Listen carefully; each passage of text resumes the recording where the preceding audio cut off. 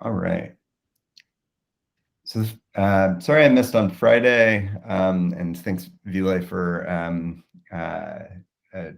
driving the meeting. I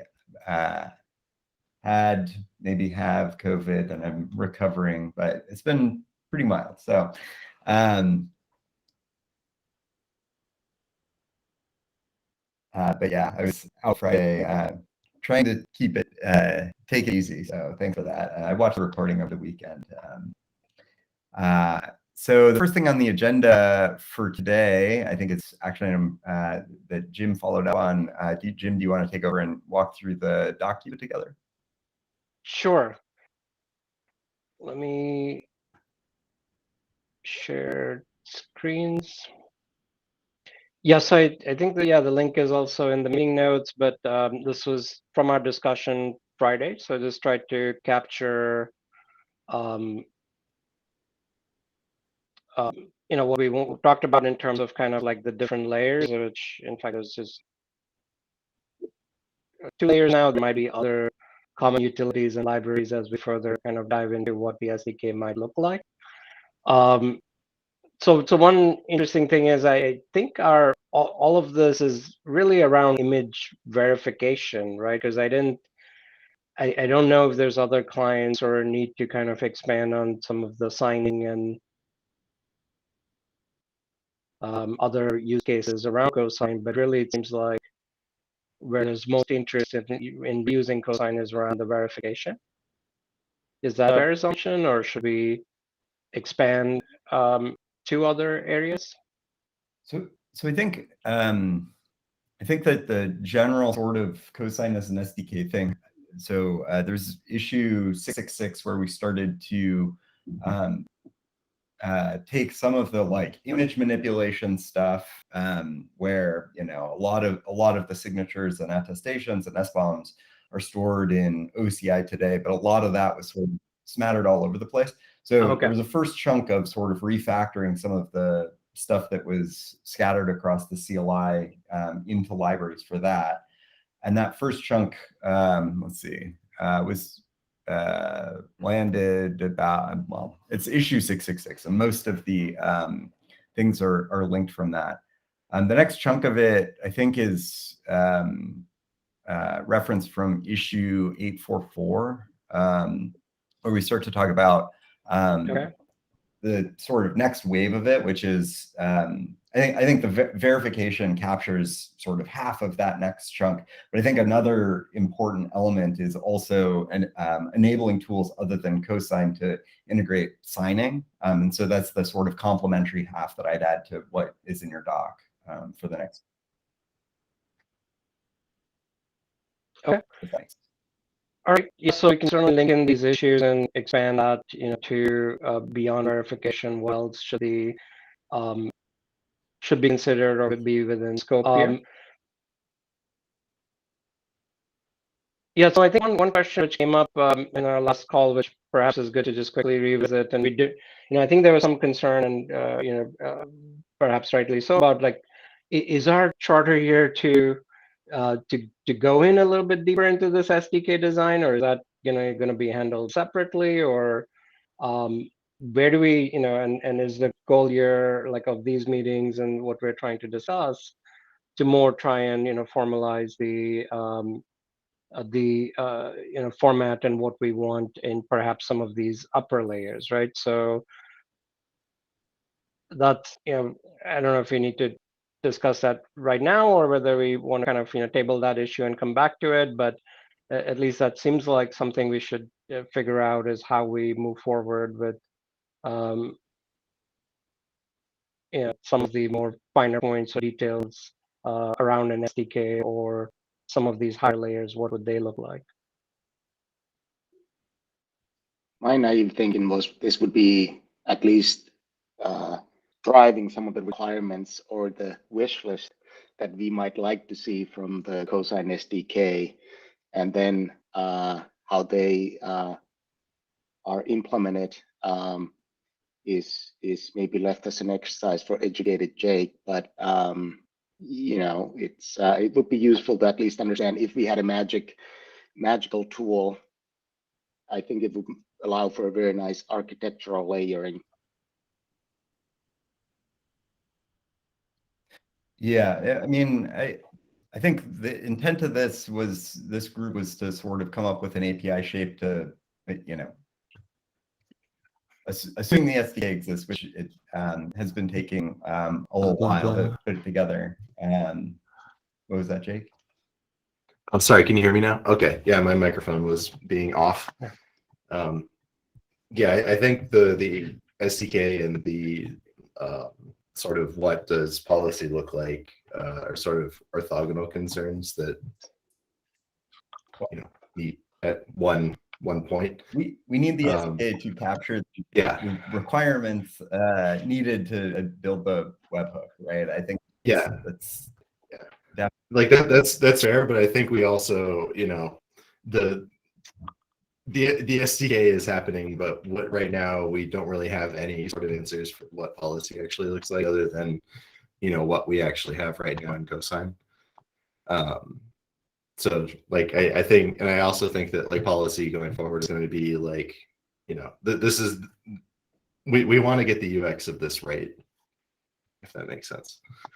I think that makes sense. I guess just again a naive thought might be that if some of the policy that is baked in the SDK today, where a CLI policy, for example, where you would basically, when you go and fire off a CLI, it might have a default policy that looks just like what it does today. But if you wanted to go ahead and then sideload your own policy, you could point to whatever you want to point to, and it would be used. But then it would still use the SDK for fetching all the information, but the decisions that it would make would be based off of whatever policy it would be using, just like Cosigned or any other tool. That's how I had been sort of kind of thinking about it. Right. Yeah. So in my head, the sort of layering is, right, at some baseline state, right, we need to be able to do cryptographic verification of signatures, right? And attestations are sort of a parallel thing where attestations are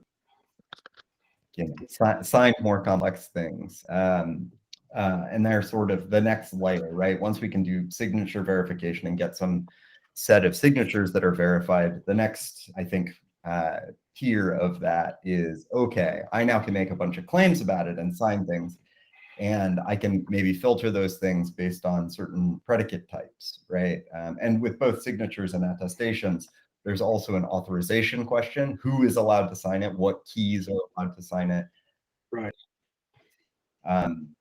And I think a sort of higher level thing beyond that, and there's a question of how deep we want to go into this, right? And I don't think, I think, frankly, following this progression may be a better way of sort of looking at the API. But the sort of final bit is digging deeper into the structure of the attestations that have been verified to be signed and have a particular type and be by authorized parties, and also things about sort of the collection of those attestations, right? Whether it's conveyed via multiple separate policy things that are anded together, or whatever, right? But I really like to talk about onions, but I think that it's sort of a layering and a progression there, and it starts with relatively basic signature verification and gets more and more complex from there. And where we want to draw the line and stop, right, is something I think we should discuss. But that's the way I see it in my head.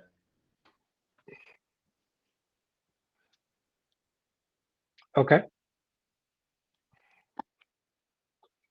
Yeah, so I think maybe going back up to these around verification, to the steps at least that I could gather and list over here. Maybe kind of starting with that and then trying to figure out which ones, like we talked about already, the cryptographic signatures I added in. So I felt transparency log verification also kind of currently is handled in Cosigned, and that seems like something which would stay in the lower layers of the SDK layer, and then if there's anything else that kind of falls in there, right?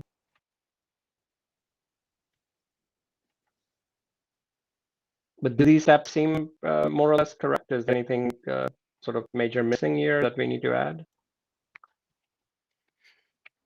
I can't see anything right off the top of my head, but I would reckon that as we go and start playing with it, we may learn new things or figure out that, oh, snaps, that's not exactly, but I can't see anything obviously being missing. It's a fantastic starting point, please. And if it's a fantastic ending point, yes.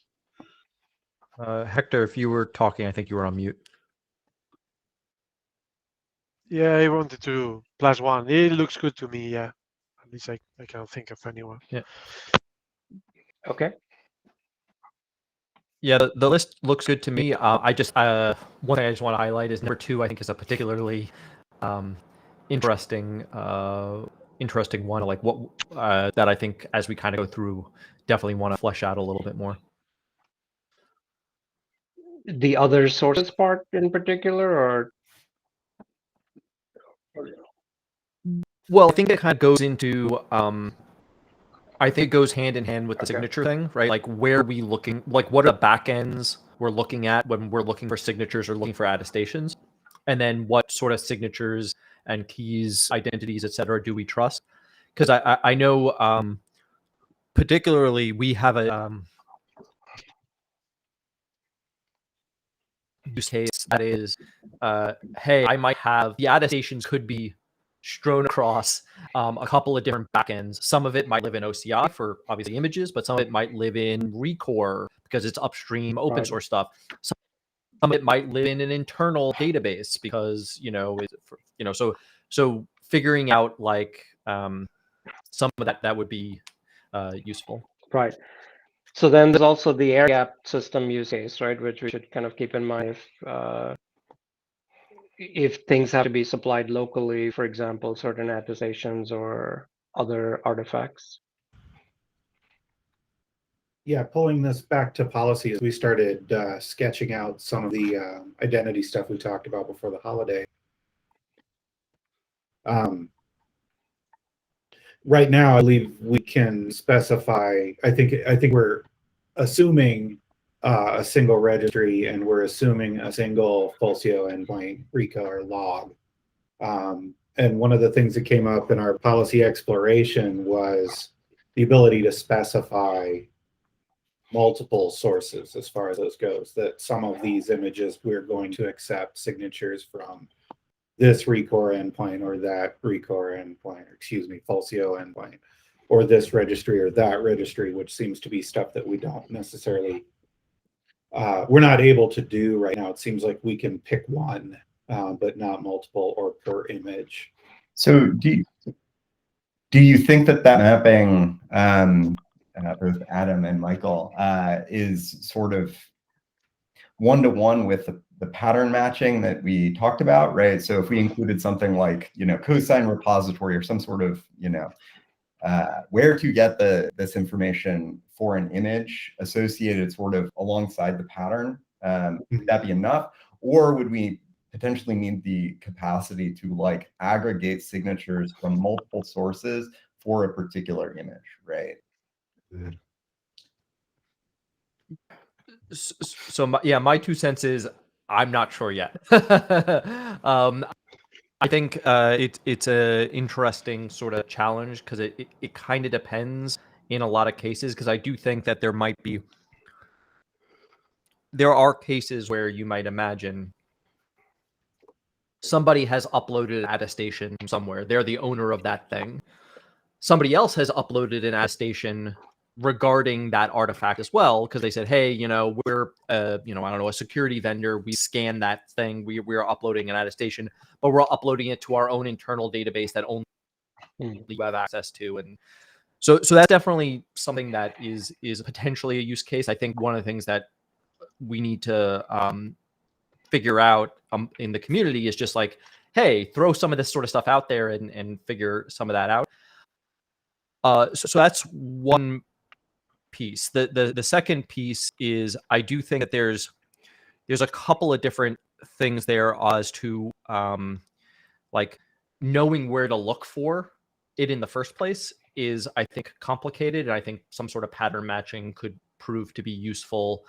And it obviously will speed up or slow down things depending on what you're doing there.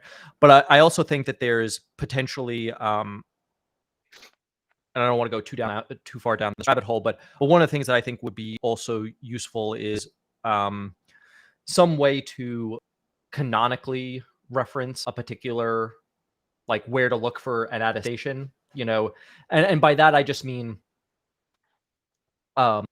in most cases, if I have an artifact or whatever, I want to be able to say, hey, the attestations for me, the person who generated this artifact or whatever, it lives here or whatever. Maybe there's some discussion on that point, but the basic thing that I think at some point we want to figure out is, hey, if I look at an attestation and that attestation cites other things, I want to know where I should start looking for those attestations as well, like attestations for the downstream materials. I wonder if we're starting to back into something like that now I don't remember who recommended we look at identities as opposed to tight signatures. So if we do, good job. If we circle back, we've our last iterations, Kavitha and I have involved associating image pattern matching, to Matt's point, with identity definitions, and those identities may be associated with a key, may be associated with a Fulcio endpoint, but we may attach multiple identities to a single image. So if that starts to open the door to, I think Matt's question in the first place, or answering Matt's question in the first place is, well, we could look over here to assess this identity, or look over here to assess this identity. Maybe that opens it up. I would love to say we could aim at something more opinionated than that, but I've never failed to be impressed with how convoluted users' environments become. So maybe it is good to anticipate that. Also, not giving the place where to look for with the policy means that the webhook should know all of this when it is deployed. Then it also means that whenever you have a new place to look at, you would have to redeploy the webhook. Right. So I would feel pushing all of this information as something being fed into webhook rather than the configuration of the webhook would be easier. Would this be a policy time, Kavitha? Yeah. Yeah. Right. Yeah, so one approach could be to have some defaults when the webhook starts up, but then allow overrides in the policy, right? So for more flexibility.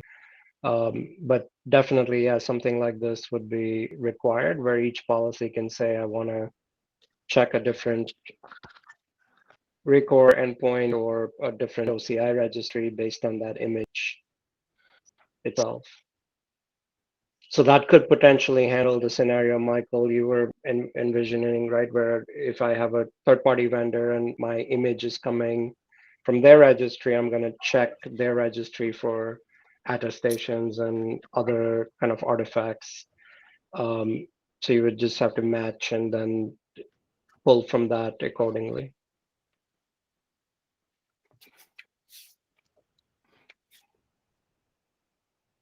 Yeah, it almost sort of also means that there's still some common initialization, but looks like a lot of this would have to be passed in at every invocation, because you don't know which OCI registry or which endpoint you're going to go to unless you're, and it could vary. And even if you have a set of images in a pod, you might have multiple to check.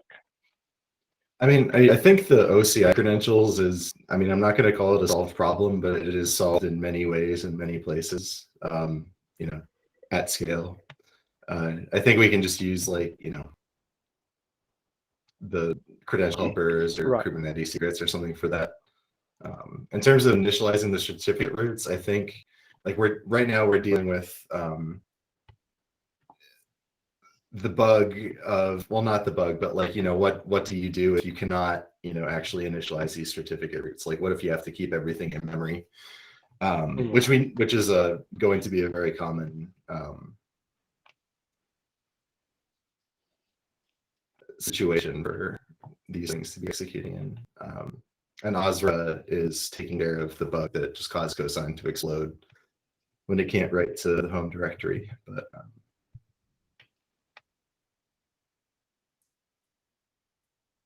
yeah. Matt, you're muted if you're talking. Sorry, I've been trying to take some notes just in the common thread. It sounds like there's, we think that in the future, there might be need for multiple different kinds of backends and multiple different sources of this metadata sort of per pattern. And I think we can sort of shape the API to sort of accommodate that. Would folks be sort of opposed to sort of designing for those future possibilities, but sort of framing things within the context of, we will focus on sort of OCI for now, but recognizing OCI is sort of, just one kind that we will potentially need more of in the future. And, it will be a list. So, we could, I guess we could aggregate multiple sources from OCI today, but that may be more heterogeneous in the future. Does that seem fair to sort of, since that's also the part of the SDK we sort of have, right? Put that sort of stake in the ground and then move to the sort of next step of the discussion, which is, okay, we have all these, a list of signatures and attestations potentially aggregated from multiple sources with multiple different backends, whatever. Now what, right? Yeah, it makes, to me, it makes a lot of sense. A way to define an API that we can pivot in the future to different types or scenarios, and we don't have to deprecate it very soon, right? Especially how it is evolving everything. How I missed that one bit there, and if it's clear to everybody else, then feel free to, I'll catch up. But so we have a bunch of identities, we have a bunch of attestations. The question is, how do you get all the attestations, even if you have the identities? It seems like you need to be able to go and have some kind of a V table, if you will, that basically says, go look for those places. So I think the identity bit, we're getting into somewhat nuanced there. So I'm mostly thinking of the sort of cosigned repository case. Where do I get all this stuff? I think where identity really starts to come in is sort of the next step of, okay, I now need to verify some set of signatures. I've collected a bunch of signatures and attestations across many sources. Now I need to sort of filter that to the ones that are valid and then match, one of the, identities represented either through, certificate chain with an actual identity or just a raw key that's sort of, you can think of as an anonymous identity. I think that's sort of the next step, but I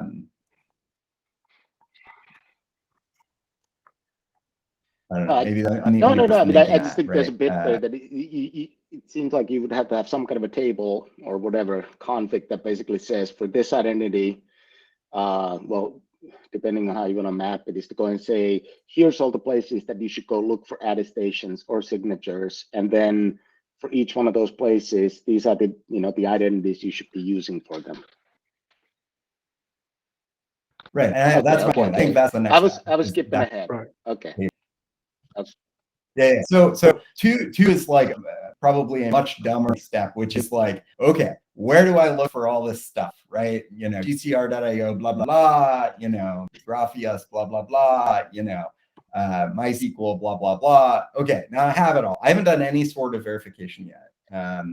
Or it could be completely bogus signatures or whatever, right? But now that I have it, right, how do I now verify it and both authenticate and authorize it? I think are the next steps, right?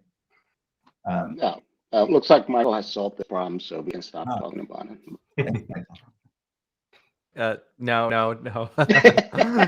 No, mostly just been Mostly around where to look for the things, not the rest of the stuff of validating all the identities and all that.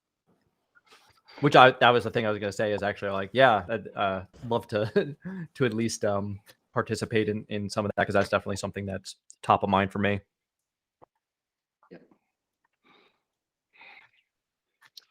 So it sounds like there might be an action item there that we think we can go and formulate, as in like this is something that we might want to go ahead and start tackling.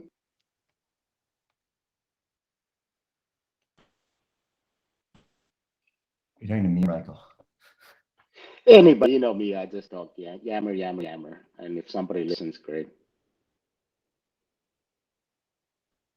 I would like to start speculating offline on the shape of the policy definition there, because I think we've been talking about what's allowed to verify, but not where to look to verify in the policy sketches we've done so far.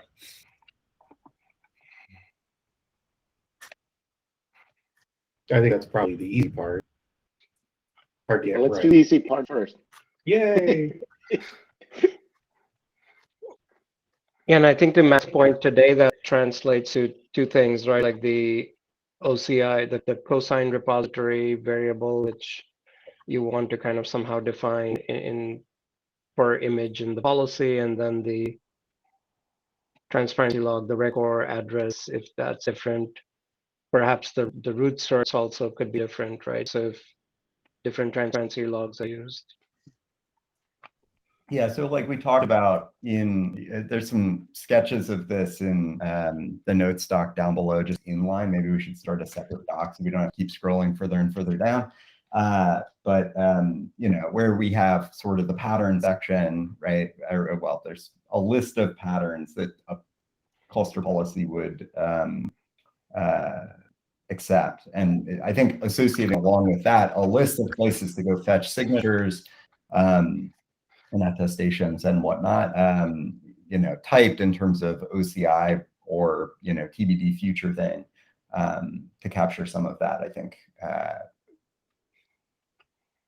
probably makes the most sense to go alongside that. But yeah. Okay.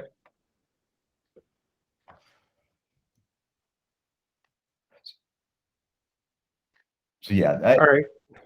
Once we have that, right? Once we have the set of information, right? How do we want to talk about sort of verification of those things, right? And I think it's, oh, come on, I don't let people in. I think it probably makes sense to do, well, I mean, there's an element of authorization that just goes into what set of keys you want to accept stuff from. So how do folks want to think about representing this in sort of the API? Does it make sense to talk about things in terms of identities, or do we want to talk about things in terms of keys?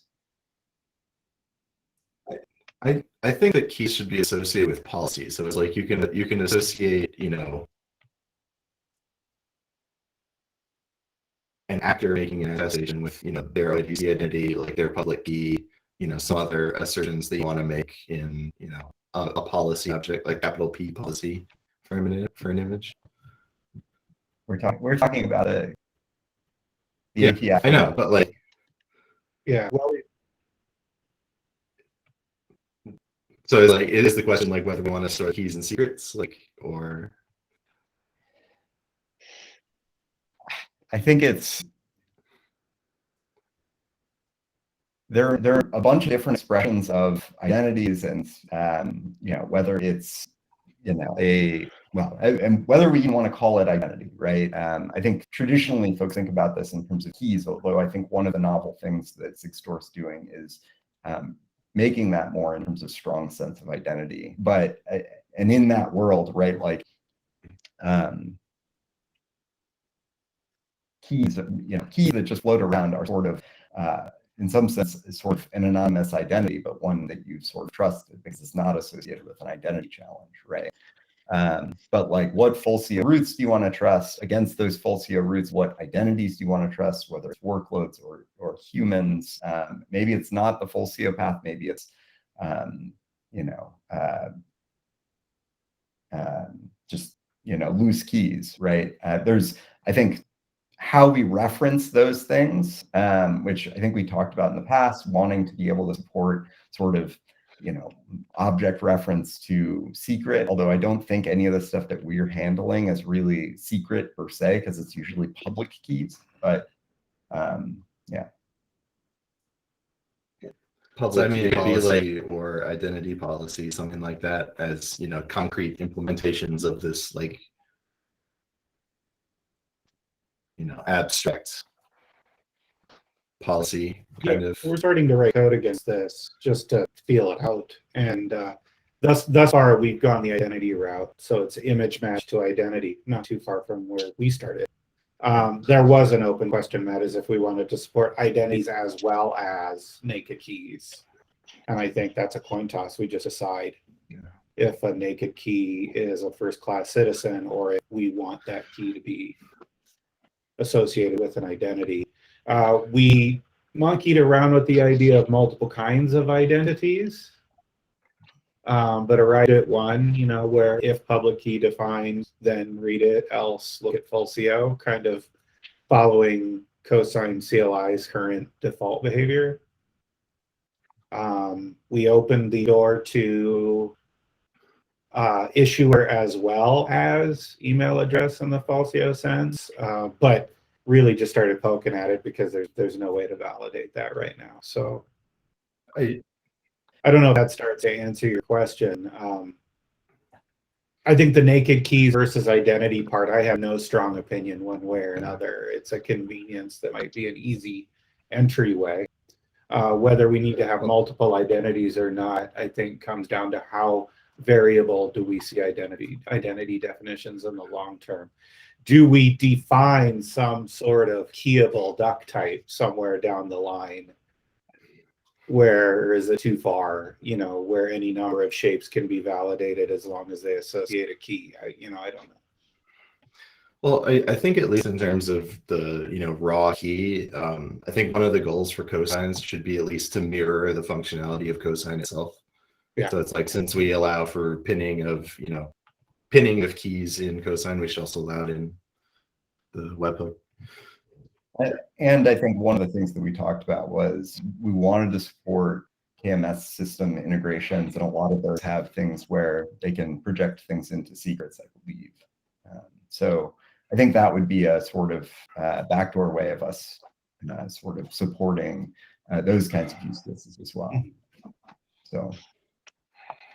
Yeah. So would it be a fair assumption to kind of think about step 3 as dealing mostly with keys, either directly passed in through a policy layer or looked up through a transparency log, but then at step 6 is where we're doing things like emails or issuer, or if a user belongs to a certain group?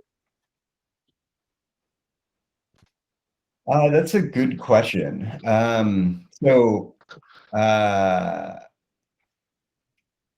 Yeah, that's a good question. What do other folks think?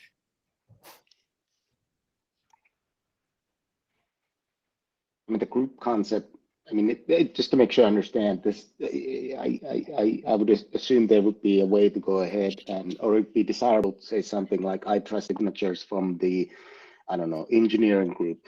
Is that the kind of thing we are thinking about, instead of having to have a list of exact identities? Well, so I was trying to tease apart the signature part from the identity part, right? Because identity can include signatures like we were just discussing, but yeah, it seems like at some base layer, cosign has to deal with signatures. Again, either raw signatures passed in or signatures is verifying from a transparency log. But once those signatures are verified, then there might be other identity layers we want to add on top of that to say, yes, everything's signed and verified, but now I want to check, was it signed by somebody that belongs to a certain group and at the time of signing, right? And things like that. Or an email, or just, a domain name or something that we want to verify. But those seem like perhaps that decision could be separated from what happens at least in step 3, where we're still dealing with signatures very much in some form, or Keys. in some form. Yeah, I think you said it much better than I did. But yeah, that sort of analyzed that just because it was signed by Jane, I don't want to go ahead and say I trust signature, like having a list of like if it's one of these, but I don't think there's generic grouping mechanism available. Or maybe I'm just not aware of it, but it seems like that's the kind of thing that you would have to push on top of 6 or maybe step 7. but you would have to have some other way of deducing those kind of, which I think are very hard questions, which is, well, were they part of that group at time X? Yeah, time X is going to be the challenging part. I think finding a path to leaning on Kubernetes native groups concept, well, that might be interesting. The abstraction is nice. The implementation might be challenging. Yes. Yeah, one kind of approach would be the more OIDC type of approach to get roles or groups using OIDC claims, and then so this would be during the signing itself, and then storing that, of course, in the transparency log, which can then be looked up later as you're trying to validate if that user belonged to that certain group or had some identity that you trust. So that'd be like the groups of or member of or whatever that comes from OpenIDC. Yes. Yeah, I think, I guess Correct. that'd be enough. Maybe I'm just complicating it. Yeah, I hadn't thought about it. Your point is interesting. I hadn't thought about how that could potentially map into Kubernetes roles and groups, but that could be interesting as well. Yeah, they're available. I haven't given zero thought Right. to how we'd implement it. That is a nice thought. And it expands the idea a little bit further. Right now, it's difficult to look at the policy as a whole lot more than how do we easily write parameters that get fed into Cosigned. Right, because I mean, we might say, look at this key in this location, but we're also going to be saying, look at this, validate against the transparency log and assure these claims. All of these end up feeding into Cosigned, but if there's some way to then even reach beyond that a little bit, like you said, I guess my question had been, or was starting to form, is besides simple public keys and less simple, recore validation, what are additional potential validations in that? Might simply be it, but that starts to say that we have a mapping, that identities map to service accounts or the ever ephemeral user, which has that's got cloud provider implications that I don't know if anybody wants to. Well, if you take example how DEX does the authorization, then it's always relying on user groups for flexibility. So I think we can start simple with that, but yeah. I like the proposal from James from separated identity and then the cryptographical signatures verification, and then this part of the policy. So that sounds great.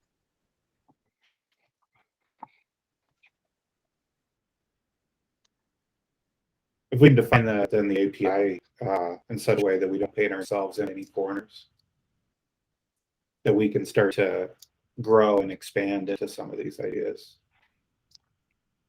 The identity abstraction, I think, does a lot for that, to tell you the truth.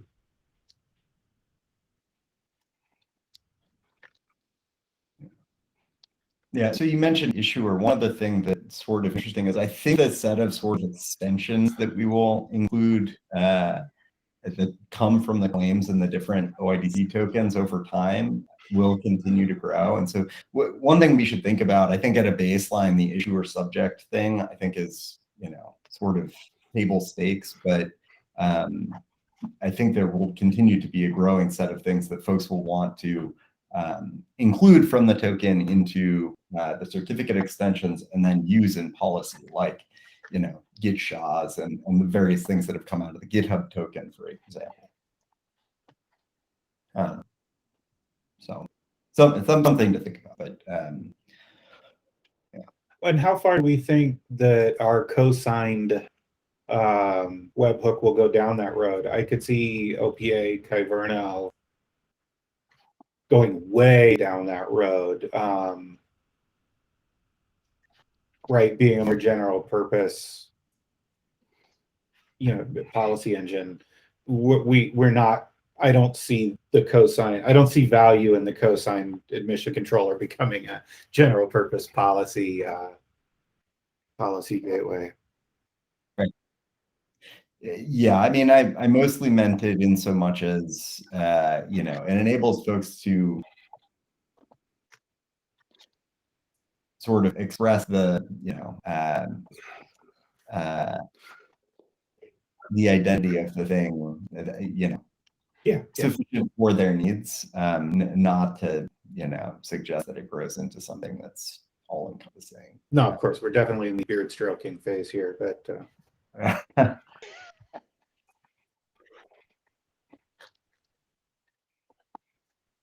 Okay. Yeah, I don't know if there's any, again, action items or things we need to put against that, but we can.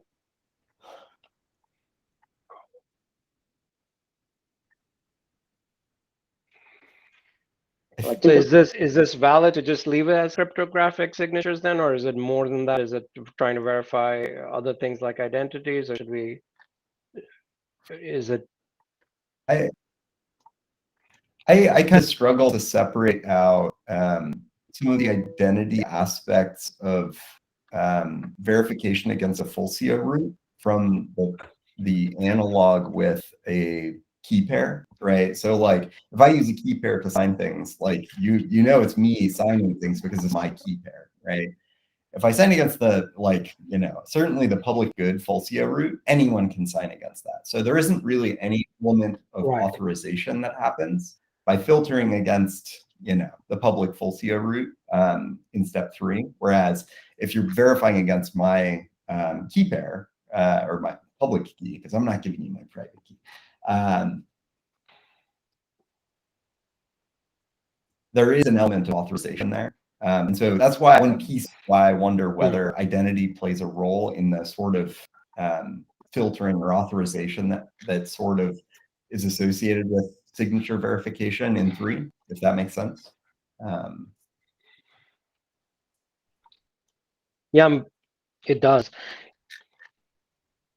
Kind of wondering if in the response or whatever is passed back, if there should be some declaration of, okay, what level, because if you start thinking of this almost as, for lack of better terms, like a shared security model, right?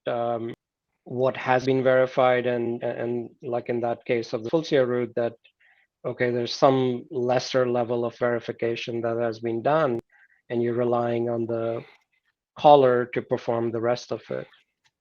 I feel like authorization is the responsibility of the caller at that point, right? I don't think we can embed authorization in the log necessarily. We can embed identity, and then the authorization kind of lives elsewhere. You got the temporal component, and I think the only way you can really pull off the temporal component is with the transparency log. Like you said earlier, did this person have the authorization to perform this action at this time?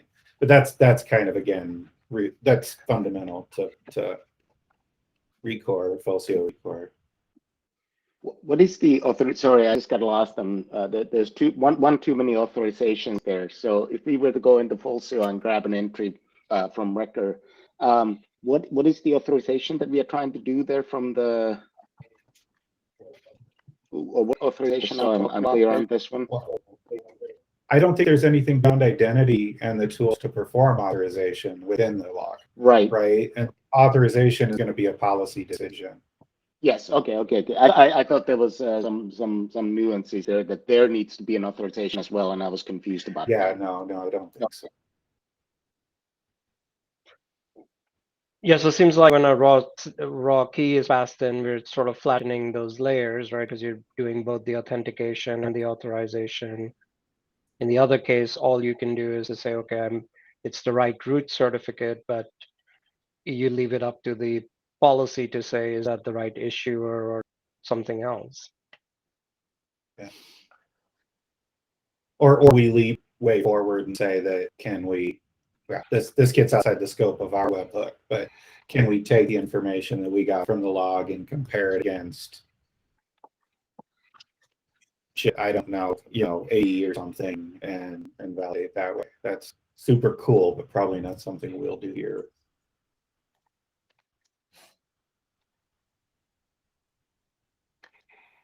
I mean, it would make a really neat layer above to have something that like scraped AD and periodically like updated the policy with. Oh gosh, yeah. But let's not pull that into our own scope. Someone else's problem. Okay. Okay, so is it fair to think of 3 as sort of a cryptographic filter, right? We fetched a whole bunch of signatures up in step 2 from many sources of different types. We've now applied some sort of filter based on some set of, cryptographic material, whether it's the Fulcio root or key pair, public keys that have been provided. I don't know that, well, okay, stopping at that, right? We now have some subset of the original set of signatures, some subset of the original set of attestations that have sort of passed that. Before we go on step 4, does everyone sort of think that's a good interpretation of the sort of chain so far? Just want to clarify one thing. When we say subset, which ones would be pulled out there? Would it be things that, for example, may have failed, or things that do not check out, or anything else? Like, why would it be a subset? Strictly key verification. Valid signatures matching a subset of keys, right? So if I have 5 Fulcio roots that things have been signing against, I've only listed 2 in my policy, all of the signatures and attestations signed against those other 3 roots would get filtered out. Those signatures wouldn't be left for consideration by 4, 5, and 6. At least in the context of this policy. Yeah.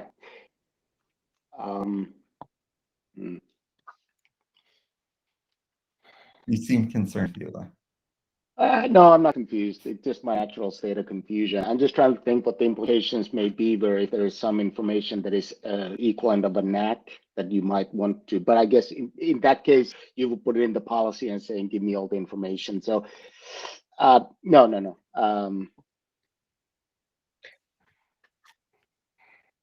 Yeah. So Matt, you're suggesting it would stop when you match the first signature, or you would return all that matched and all that failed? I mean, I think that at this point in the process, we should just be thinking about it in terms of a filter of, all of the information. I think whether to care about 1 or 5 or 50 or whatever, and which types, whether it's just signatures or attestations, I think that's a policy decision later. And maybe we have some degenerate policy that we default to. That's just like, yep, 1 signature is cool. But like, I don't think that's the cryptographic verifications problem, if that makes sense. That I guess that's the problem, is that if we filter too early. That's my worry, is that if we start filtering too early, then once we go to apply the policy, it's not there because we've grepped it out earlier. That's the only thought. I haven't ignored it. That's why I don't want to pass in like the first signature that matches. I want every signature and attestation that match the sort of the keys that you specified as like, I want to consider these, right? And if you're filtering something that you want to consider out, you can pull in that public key or that Fulcio root or whatever into consideration. But you're basically saying folks signing against those Fulcio roots are not authorized to make the kinds of claims I want to consider in this policy, right? And if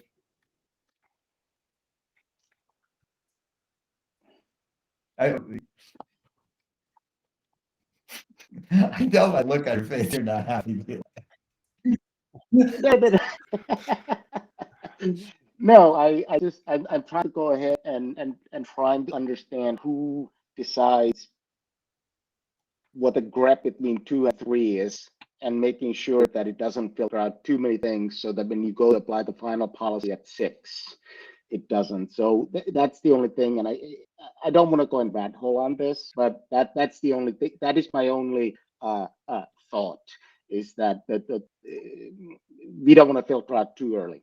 That's all. So either there has to be a way to go and wire from 6 to 2, if you will, that these are the only things that I am going to be filtering on. But if we start, like if there's another layer that tells you that I only care about these routes, which I understood some of the conversation earlier happening, then we would have filtered out some information between 2 and 3. And then if at level 6, you would be coming in and saying like, oh, okay, well, I still need this route. So that's the only confusion I have. It's not sort of kind of just a concern of sorts. I'm just trying to, in my tiny brain, trying to figure out how do we wire this thing in there. I wonder if I'm seeing what you're seeing, Villa, where perhaps more signatures than I've specified in my policy document are available, for example, and do I want all of those as well as those specified? Am I missing your point? No, that I think that's it. I mean, that was why I got hung up on subset. Meaning, I would Sure. I guess my expectation would be from 2 to 3 is like, here is the fire hose, and then your policy then says that, you know what, I only care about this one thing. I don't care about those other things. That's the, you know, that was what I was struggling with. So, I mean, let's think about it just in terms of raw keys for a moment, right? So say I have a team of 10 people, some subset, 5 of them are my SREs, and I want 2 of them to have signed, something in order for it to go through, right? I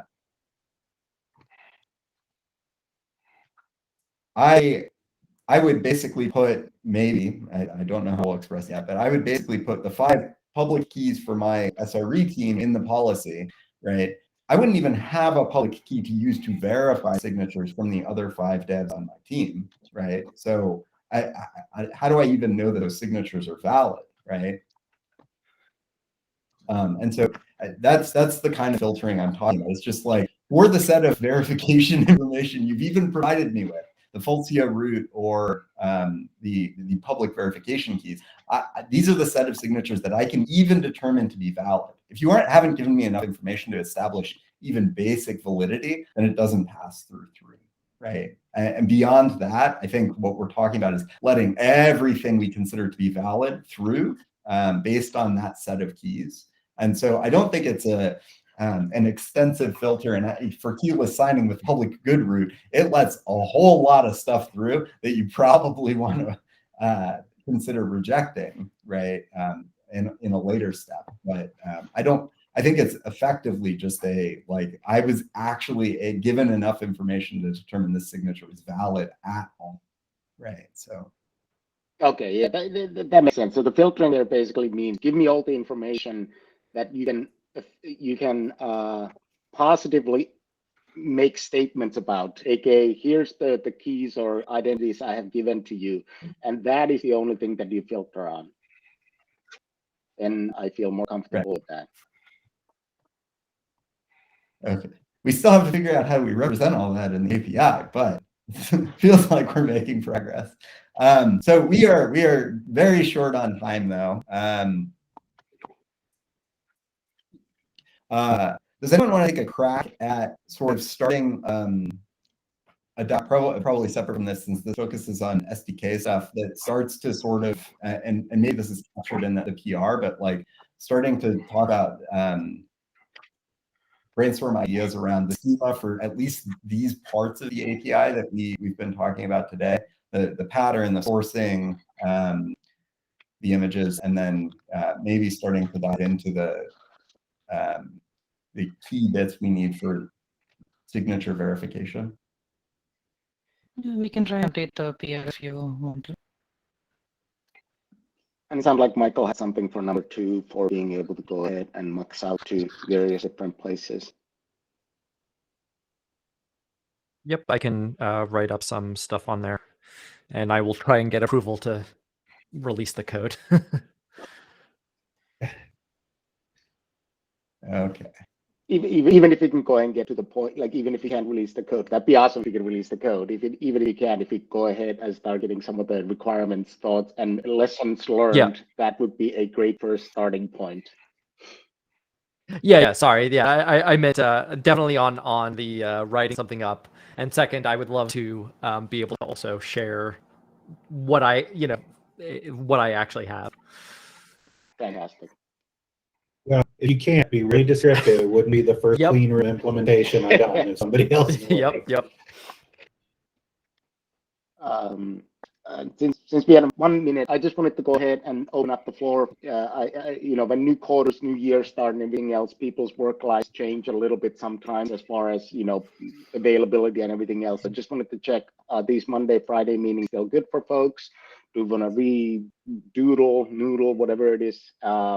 Is everybody good with these times? Vila was pointing out before the meeting that, Friday and Monday are basically right next to each other. So we can move things around. I'm curious how other folks feel. I had the same thought. I promise you I do not work on this over the weekend, but yeah, I don't mind cadence as it stands either.